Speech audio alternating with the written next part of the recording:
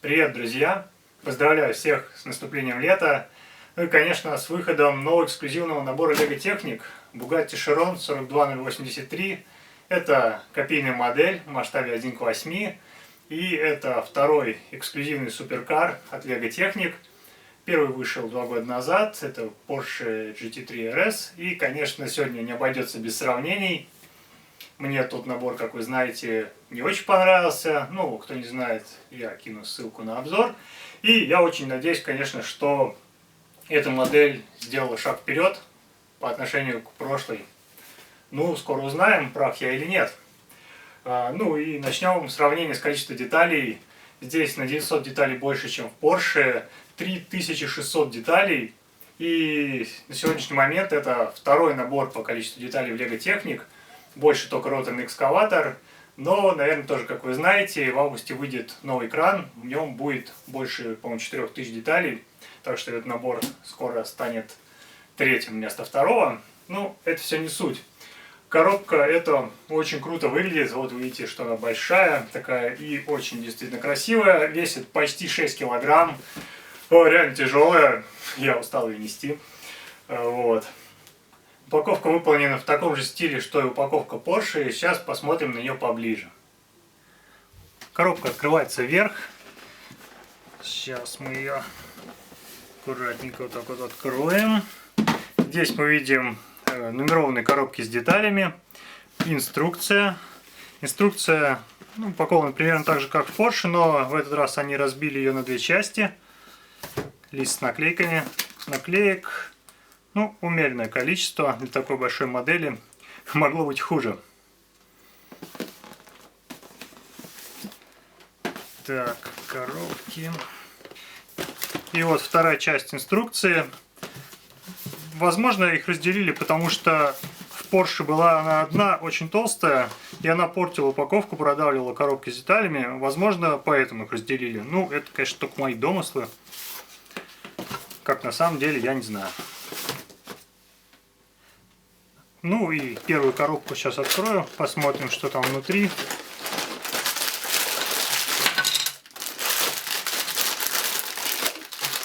О, она очень плотно забита деталями. Вот, все. И внутри нумерованной коробки также идут нумерованные пакеты. 1, 2, 3. То есть сборка будет поэтапной, приятной. И не надо все это одновременно распаковывать. Это классно. 3600 деталей этого набора растянулись аж на 4 страницы. Я, естественно, вставлю их в обзор. Я немного расскажу, конечно, про детали, но подробно не буду на них останавливаться, потому что, ну, наверное, не так много психов вроде меня пустят эту красоту на запчасти. Ну, не исключаю, что я это сделаю, потому что тут есть кое-что интересное. Сейчас попробую кратенько рассказать. С точки зрения деталей, эта модель в чем-то похожа на роторный экскаватор. В нем очень много всего, и покупая его, вы приобретаете все, кроме колес и подвески. Тут также очень много всего, и покупая эту модель, вы приобретаете все, кроме, наверное, гусениц. Модель полноприводная, поэтому у нас здесь есть два дифференциала, есть по 4 кардана, 4 шруса, очень много шестеренок, 5 муфт сцепления для создания коробок передач различных. В общем, есть все, что нужно.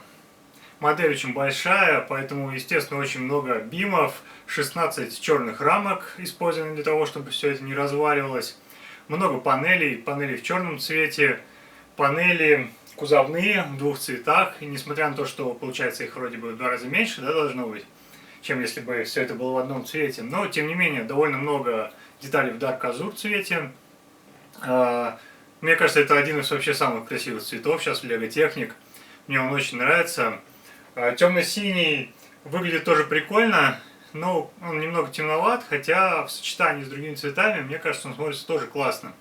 И здесь довольно много тоже темно-синего. Если у вас есть, например, еще корабль 42064, и еще лучше, если у вас есть 4139 эксклюзив, то у вас будет очень много темно-синих деталей, и, возможно, хватит даже на какую-то большую модель в одном цвете в этом. Это здорово. Ну, помимо этого, еще некоторые детали, некоторые коннекторы есть в интересных цветах. Ну, на слайде их все покажу. Конечно, это не то, ради чего стоит покупать этот набор, но это, так сказать, приятный бонус. Есть в этом наборе новые детали, которых не было раньше. Ну, их я покажу и расскажу про них по ходу сборки. Я собирал эту модель 4 дня, ну, если быть точным, 4 вечера и полночи.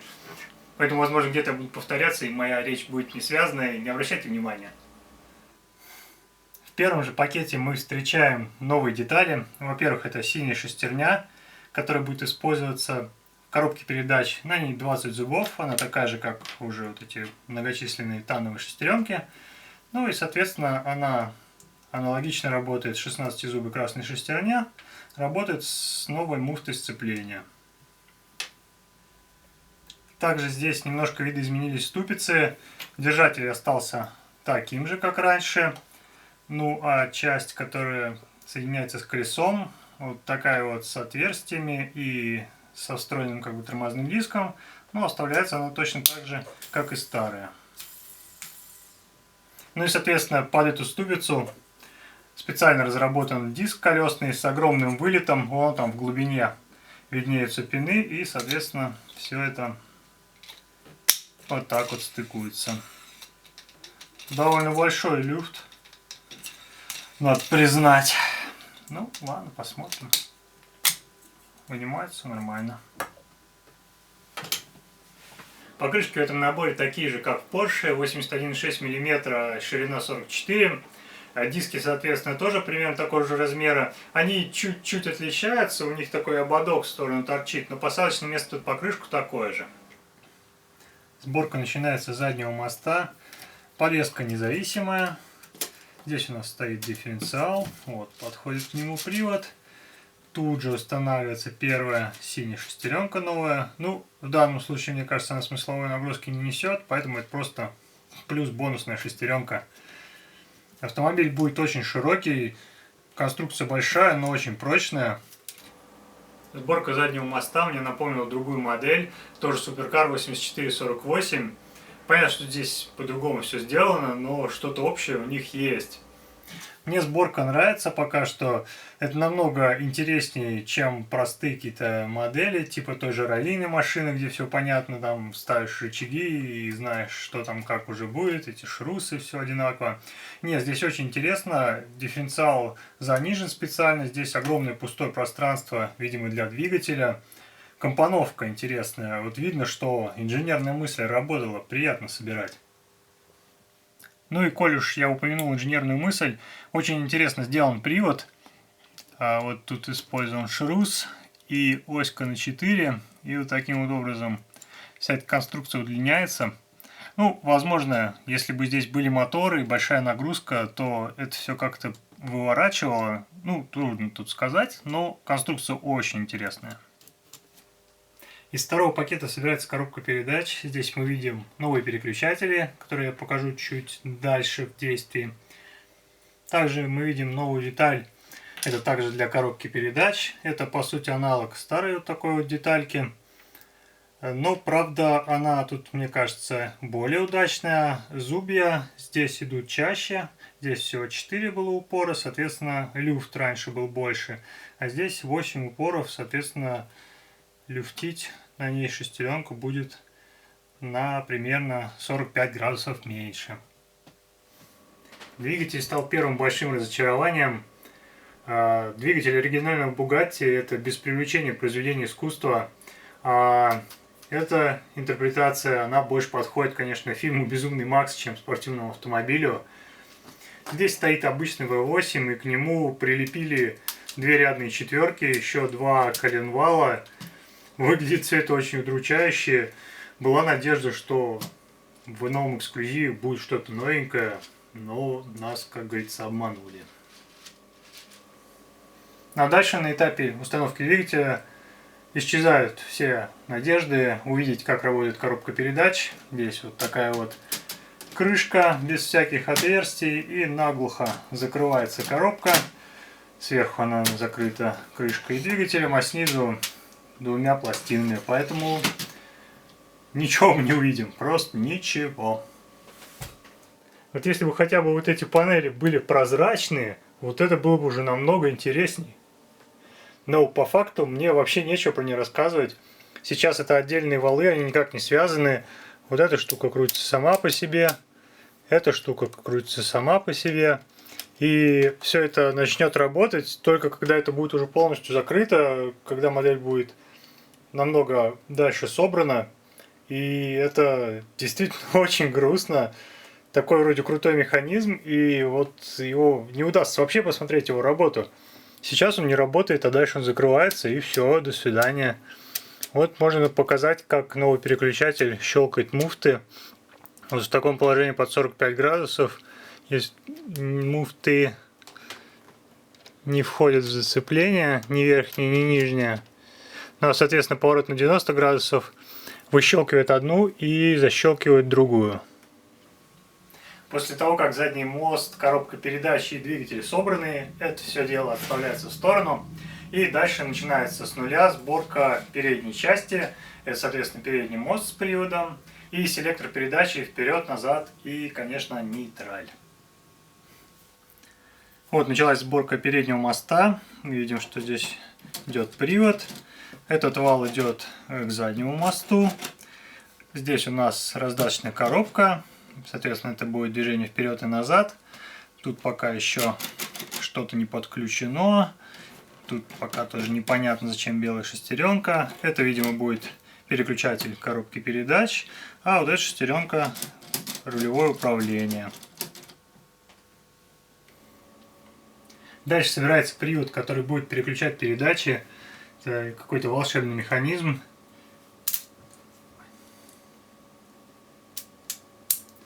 Вот так вот он работает. Вот эти упоры вращают шестеренку. И здесь есть оська, она резинкой подпружинена, которая останавливает шестеренку в правильном положении.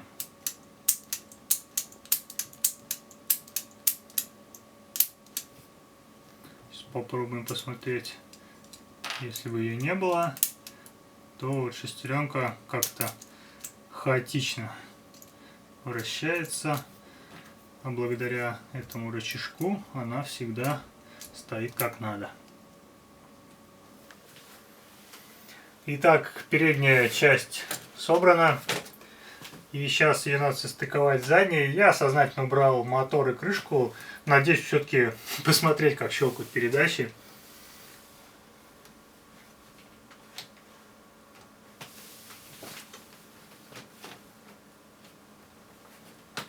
Всего-то 4 вала должно совпасть. Ну, вроде совпали. Она крутится! Ну, сейчас попробуем пощелкать. Раз, два, три, четыре, пять, шесть, семь, восемь, 9, 10, 11, 12, 13, 14, 15, 16. За 16 оборотов, по-моему, встал в исходную позицию, если я не ошибаюсь. Трансмиссия этой модели очень сложная, и я расскажу о ней в отдельном видео. Потому что все равно, когда вы собрали модель и поставили на полку, мне ничего не видно. Можно нажимать на лепестки и верить в то, что что-то происходит. Но на самом деле механизмы скрыты вот полностью. Вот вообще ничего не видно, слова совсем.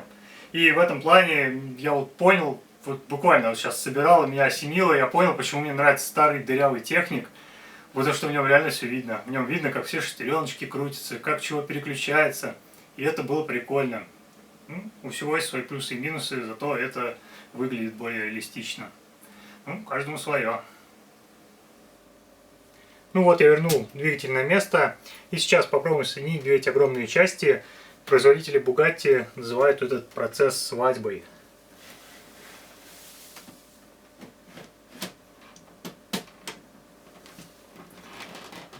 Ну вот, вроде все зашло. Сейчас это все будем укреплять.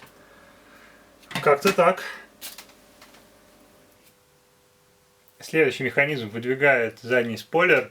На собранной модели не будет видно, как это работает, поэтому попробую сейчас продемонстрировать. Пока еще не все закрыто. Тоже интересный механизм, работает плавно. Мне понравилось. Ну вот, наконец-то модель собрана. Модель большая. Сборка мне понравилась. Она довольно интересная, хотя, конечно, местами сложновато. Не всегда как-то понятно инструкции, стрелки показывают, куда что крепить, особенно когда уже большая часть собрана и какие-то маленькие части к ней прикрепляются. Очень тяжело было собирать вот эту темно-синюю часть. Бедные мои глаза, это просто жесть. Очень плохо видно, очень темно. Темные картинки, кое-где есть красная обводка, кое-где ее нету. Местами она помогает, местами нет. В общем, реально было тяжело, и это такой момент не очень приятный. В остальном сборка понравилась, механизмы интересные, интересные формы, я доволен. По внешнему виду мне она нравится. Можно, естественно, тут найти к чему придраться, но вот честно, поскольку мне понравилась сборка в целом, и вот мне нравится ее внешний вид, мне не хочется специально придираться. Понятно, что можно что-то улучшить, но в целом она классная. Единственное серьезное у меня замечание по внешнему виду касается оно великолепной задней части. Она шедевральна, она прекрасна. Но как они додумались для фар использовать непрозрачные детали, вот эти красные? Ну как? Кому это пришло в голову? Это же просто ужасно. Такую красоту испортили. Эх. Сейчас кратко покажу функции. Ну, почему кратко? Потому что так же, как и в Porsche, функция – это слабая сторона этой модели. По сути, модель унаследовала все основные недостатки прошлой. Это и подвеска с очень маленьким ходом, которая до земли пробивается. Невозможность нормально управлять ей, потому что нет ручки на крыше рулевого управления. Если не открывать дверцу, то повернуть руль вот просто невозможно. Я я очень пытаюсь двумя руками. Это невозможно. Вот рулить можно только вот так руками. Это очень неудобно. Я не понимаю, почему они не делают ручку. Это же очевидно. Ее хоть катать можно было, а так ее можно катать только по прямой. Коробка передач, как работает, тоже не видно. То есть работает трансмиссия полностью скрыта, хотя трансмиссия интересная, есть задняя передача, соответственно, есть какое-то количество, я пока не знаю, передач вперед, этому будет посвящено отдельное видео, следующее, не пропустите, подпишитесь на мой канал. Вот, центрального дифференциала нету, ну, нет, так нет, хотя, ну, здесь не важно, она же не должна нигде ездить, она просто должна стоять на полке. Ну хорошо, хоть есть полный привод, это радует. Тут есть такая же сумочка под капотом, примерно как в Porsche. Ну, мне не понять этого прикола. Если бы у меня был свой Bugatti, то, может быть, я бы понял. Действительно прикольная фишка – это задний спойлер, как выдвигается. Хотя, конечно, наверное, было бы прикольнее, если бы он каким-то рычажком на модели выдвигался, а не внешним каким-то механизмом. Но все равно сделано прикольно. Для того, чтобы выдвинуть спойлер, нужен вот такой вот типа ключ. Его нужно вставить.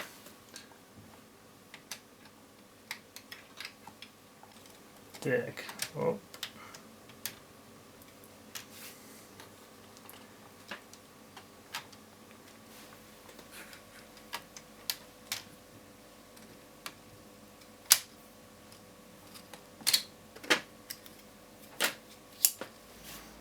Также в модели открываются двери, там мы видим шикарный салон в цвете Dark Tan. Сделано прикольно, очень крутые кресла, мне очень понравились, это еще круче, чем кресло в Porsche. Тут же мы видим приборную панель, на которой в виде наклеек, конечно, приборы. Ну, я по-прежнему считаю, что это минус, как в Porsche это были наклейки, так и тут они могли бы сделать это принтами, и было бы гораздо прикольней. А вот мы видим приборную панель, руль и лепестки подрулевые переключения передач. К правому лепестку вообще не просто подобраться. Ну, это что так. Мы просто знаем, что оно там есть. Ну, кстати сказать, двери мне не очень понравились, как открываются, они как-то люфтят, закрываются как бы нечетко, нет четкого положения, закрытия. И в этом плане, конечно, я скучаю по доводчикам, которые были в таких наборах, как 8466, Фенса, Ferrari, тоже в серии Техник. Вот с доводчиками были очень крутые двери, жаль, что они пока что не используют больше эти механизмы. Это было очень круто. Ну что, надо подвести уже итоги. Эта модель мне намного больше понравилась, чем Porsche. Во-первых, наверное, благодаря более интересной технической начинке. Ну и, как мне кажется, благодаря более законченному внешнему виду. Это только мое мнение, я никому его не навязываю. Повторюсь, придраться есть к чему. Придраться всегда можно, как говорится. В то же время никакого функционала от нее ждать не стоит. Ее просто надо поставить на полку. Это чисто полочная модель. Очень крутая полочная модель. И с очень крутой упаковкой. Распаковка этого набора — это отдельное удовольствие. Очень прикольно открывать, вынимать все эти коробки. Сделано действительно прикольно.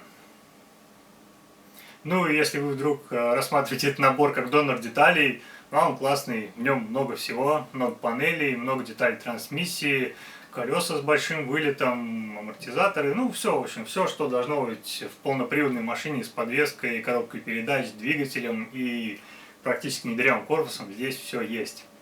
Берите, не пожалеете. Ну и, пожалуй, на этом у меня сегодня все. Оставляйте свои комментарии, ставьте лайки, если вам понравилось видео. До скорого!